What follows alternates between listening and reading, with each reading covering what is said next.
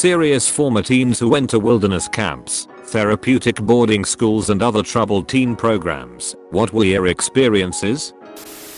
I ran away from home a lot when I was young. Eventually my parents sent me to this super religious detention home in Louisiana. The first day there, I was stripped to my underwear and t-shirt and locked in a closet. I had a coffee can with some pine oil in it to piss in, and a mattress on the floor with one blanket and no pillow. The light switch was outside the closet, so I had no control over the light, day or night. The door had holes drilled into it about head high, and they hung a tape recorder on the door from the outside that played nothing but hellfire and brimstone preachers and church services 8 hours a day. I was allowed out twice a day to poop, and once every other day to shower, but that was it for the first 3 weeks. When I finally got put into the general population, I made it about a week before I managed to run away, but they caught me in Dallas and sent me right back. I was locked in the closet again for another 2 weeks, but then shortly after that the state came in and shut the whole place down for abuse and neglect. It was utter and complete hell. Beatings and Jesus, 24/7. I can't even begin to describe the conditions or the stereotypical low IQ deep south morons running the place. I've been told I should write a book about my experiences there, but fuck it. What's done is done and most of those people are dead now anyway. Good riddance, says I. I went to a wilderness program then a residential treatment center. In the end, it was good for what was going on in my life, but it was a roller coaster. Raging out at being sent away one moment, to being awed by nature in the next in the wilderness program, playing silly games with similar aged teens to feeling trapped behind tall metal gates, surrounded by large staff at the residential treatment center. I learned a lot, I healed, I had some wild moments, and wished I had kept in touch with other people who were in my group. I wonder what they are doing now. Did they make it? There were pictures on the wall of the art room of people who had graduated, and a therapist was having a heart-to-heart with us, told the group to look up, then told us a good percentage of those people were dead. They relapsed, they got back with abusers, they killed themselves. It hit me in the gut. Life's hard after treatment. You've been taught a lot, then you are thrown back into your old life and you have to use the skills for real. It's never as simple as the books explain it. Second nature and Vista in case any fellow alums are on Reddit. I did Outward Bound when I was 18.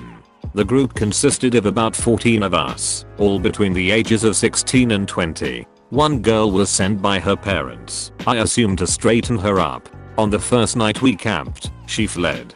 She took a map, a compass, and I think some matches, and was gone. When we woke up, we were told later she had made it to a road and hitchhiked to somewhere. I think she eventually made it home. If there are camps specifically for kids in trouble, her parents should have sent her to one of those. Was sent to a Marine style boot camp for troubled teens. I was sent there because I was an a-hole towards my parents. Discovered upon arrival I was the only person sent there who was not in trouble with the law for assault, robbery, or drug possession. And I was made platoon leader of a bunch of kids who would probably end up in juvie after the camp. Fun times. Would recommend for the amount of beatings, ass-chewings, and gayness that went on there. Went to Dundee Ranch Academy when I was 15. I'm 32 now. It was shut down by the embassy for child abuse and living conditions among other things. I was there for a year and I still have nightmares of being trapped or jailed and other triggers. Sucks. I wouldn't wish it on my worst enemy. I was definitely a troubled teen. A lot of running away, drugs, alcohol, etc. My parents sent me to a lawn school in Maine. When I arrived I was strip searched and showered by a girl, not staff. It was pretty hellish. Abuse was the norm. It was a couple hundred kids and a very small handful of staff. Essentially if you won privileges you got to run things. Until you messed up and had to begging the status climb all over again. We weren't allowed to make friends. That was called a contract and other kids would report you. Our days were spent watching each other, waiting for a chance to tell on someone, because that helped elevate your status. If you mess up enough you get shot down. Sometimes that meant a costume meant to provoke ridicule, sometimes being put in the corner. Literally. Unable to speak, not allowed to move around. Guarded for however long by another kid. If the corner person wasn't cooperative then both got in trouble. There was also the boxing ring. One house or multi-house general meetings where you'd stand while everyone rushed you, screaming as loud as they could about what a terrible person you are.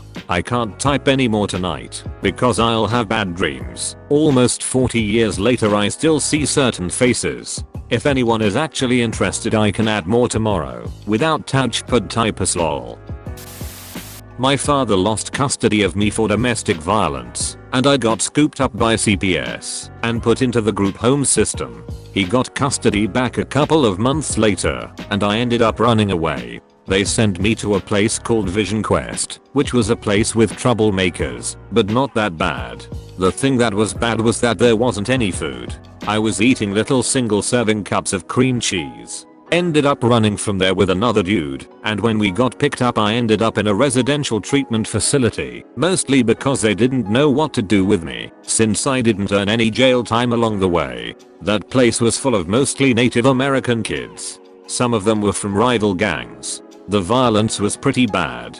Midnight beatdowns, gang fights, racial violence, sexual abuse, etc. The people running it really seemed to mean well and were actually pretty fair about seeing what really happened vs everyone gets punished no matter what.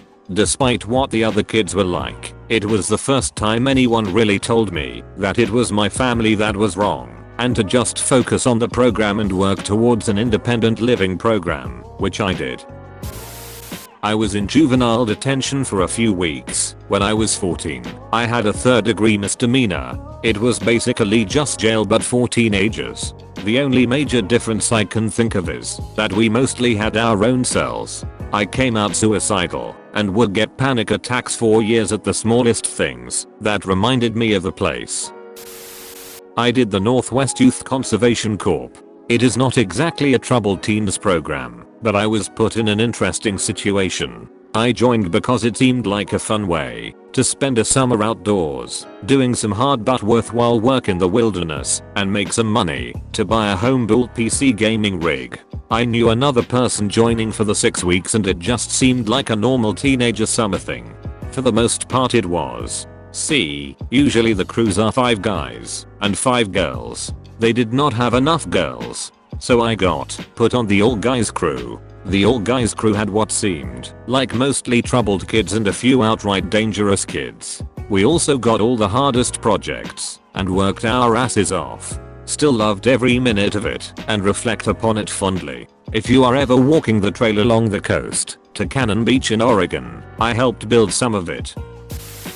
Went to Discovery Academy in Provo, Utah for 2 years until my parents went bankrupt and the school kicked me out. They also refused to release my transcripts, so I ended up having to get a JED because I was technically 2 years behind. This place had some amazing tools for parents with troubled kids. They had goons that would fly to your home and take your child out of their bed in the middle of the night and escort them to Provo. They had comfortable rooms that were probably 4x12 with no doors that you got to stand in all day in nothing but your underwear with a counselor guard outside.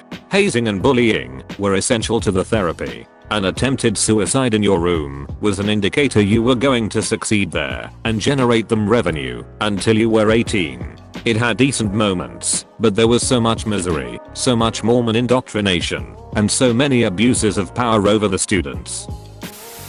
I was in a very odd Christian counseling for a week following my grandfather trying to kill me for being gay. It was basically the counselor asking questions about my father then immediately saying, "You are not gay, your father was never around, and you are chasing that affection."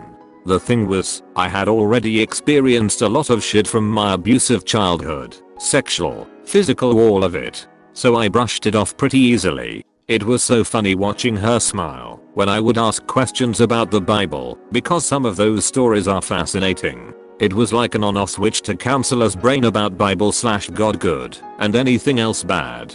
Both my parents were addicts, and having to learn to pick apart their expressions to what kind of mood they would end up on was easy by the time I was 15. Unfortunately, it also got me to bury my emotions and never process the trauma. I was diagnosed PTSD in 2011.